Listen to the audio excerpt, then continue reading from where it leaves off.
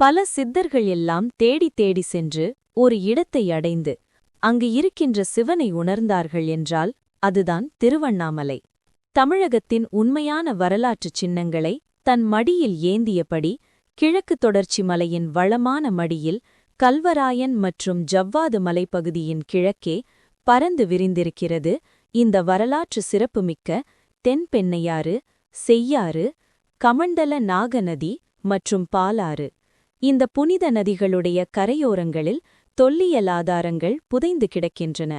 வெம்பாக்கம் வட்டத்தின் பில்லாந்தாங்கல் கிராமத்தில் கண்டெடுக்கப்பட்ட பழங்கால விட்டுக்கருவிகள், கைக்கோடாரிகள் நம் முன்னோர்களின் வாழ்வியலை பறைசாற்றுகின்றன.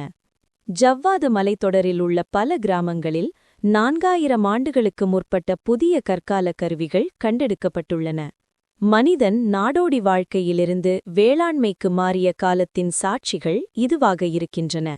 இவ்வாறு பல்லாயிரம் ஆண்டுகால வரலாற்றை தன்னுள் கொண்ட இப்பகுதி தமிழர் நாகரீகத்தின் தொடக்கம் முதல் இன்று வரை தன் முக்கியத்துவத்தை தக்கவைத்துக் கொண்டிருக்கிறது.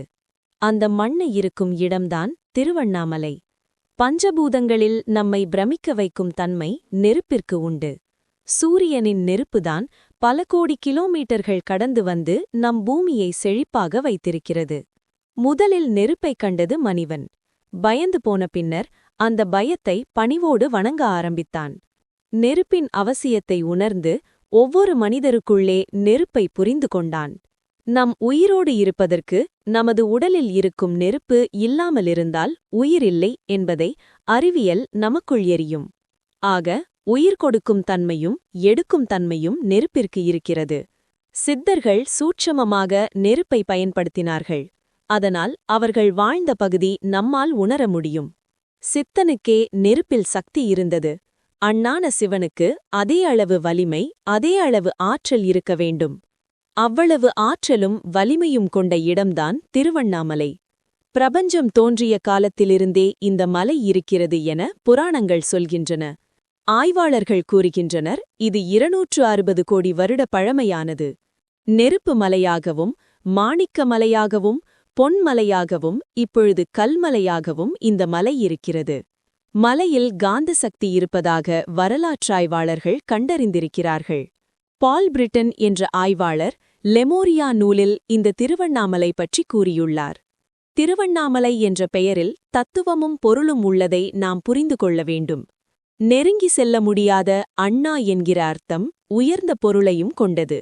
மலையை அண்ணாந்து பார்த்ததால் அது அண்ணாமலை என்று அழைக்கப்படுகிறது. அங்கு ஈசனின் பெயர் அருணாச்சலம். அதற்கு ருணம் என்பது சிவப்பு நெருப்பு நிறத்தை குறிக்கிறது. இந்த மலையைச் சுற்றி 108 சிவலிங்கங்கள் புதைந்திருக்கின்றன. எனவே சிவமே மலையாக இருக்கும். மலையைச் சுற்றி கிரிவலப்பாதை அமைந்துள்ளது. திருவண்ணாமலை தென்னிந்தியாவில் பழமையான நகரங்களில் ஒன்று. இலக்கிய சங்க பாடல்களிலும் இதற்கான குறிப்புகள் உள்ளன. ஆணும் பெண்ணும் சமம் என்கின்ற தத்துவத்தை உணர்த்தும் அர்த்தநாரீஸ்வரர் வடிவம் இங்குதான் உருவானது. இந்த சைவ கோயில் 260 கோடி வருட பழமையானது.